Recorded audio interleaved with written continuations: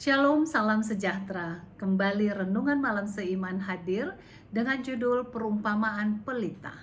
Ditulis oleh Dr. Kathleen Lewijaya Kuntaraf dan Pendeta Dr. Jonathan Kuntaraf.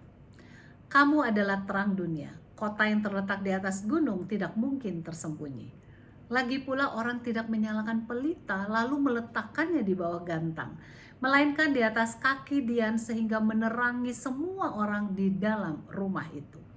Matius 5 ayat 14 sampai dengan 15 adalah ayat inti dari renungan malam seiman ini.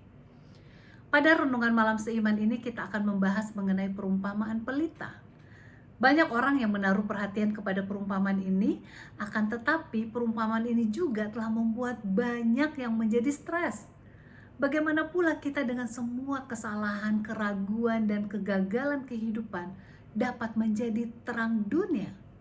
Bagaimana mungkin Tuhan dengan segala kebijaksanaannya memilih untuk menggunakan kita untuk mengungkapkan Yesus, satu-satunya harapan keselamatan kekal ke dunia yang terhilang dan mau mati ini? Saat penulis bertumbuh dalam pengetahuan akan hati Tuhan, maka penulis justru diberikan pengertian dan dapat melihat keinginan Tuhan untuk menggunakan kita. Dan betapa sering kita sebagai terang dunia memusatkan perhatian kita pada dosa dan kegelapan kita sendiri, gantinya melihat kasih karunia yang luar biasa dari Tuhan. Namun Tuhan dengan setia dan penuh kasih-Nya terus membimbing kita kepada sesuatu yang penting, yaitu realitas luar biasa dari Roh Kudus yang dapat mengubah kita sehingga dapat memantulkan gambaran Allah yang menciptakan kita. Oleh sebab itu malam ini juga kita harus membiarkan Roh dan firman yang mengubah cara kita memandang diri kita sendiri dan bagaimana Tuhan dalam hikmat-Nya yang tak terbatas dapat menggunakan kita untuk mengubah dunia ini. Efesus 2 ayat 10 mengatakan, karena kita ini buatan Allah, diciptakan dalam Kristus Yesus untuk melakukan pekerjaan baik yang dipersiapkan Allah sebelumnya. Ia mau supaya kita hidup di dalamnya. Nah, karena kita mendapatkan keselamatan, maka jelaslah identitas kita akan berubah.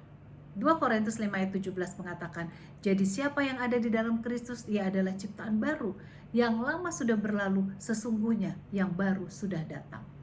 Jadi menjadi ciptaan yang baru bukan oleh karena perbuatan kita sendiri, melainkan merupakan karya penuh dari kuasa Kristus Yesus di kayu salib.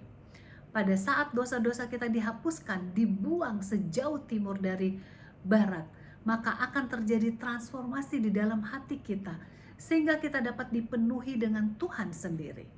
Karena kita lemah dan membutuhkan Tuhan, maka terangnya akan menerangi hati dan kehidupan kita, sehingga sekarang kita dapat menjadi terang bagi orang lain.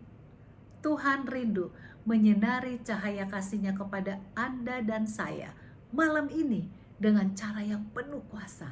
Ia rindu untuk mengungkapkan kepada orang lain betapa dalamnya Ia mengasihi Anda dan saya. Bila kita telah menerima kasih tersebut, maka kita akan mempunyai keberanian untuk bersinar. Malah kasih itu akan terpancar dengan sendirinya, sehingga orang lain akan melihat Allah kita itu luar biasa. Kiranya hidup kita akan terus bersinar sampai kita jumpa Kristus, sumber terang dari kasih-Nya yang ajaib itu. Tuhan Yesus memberkati.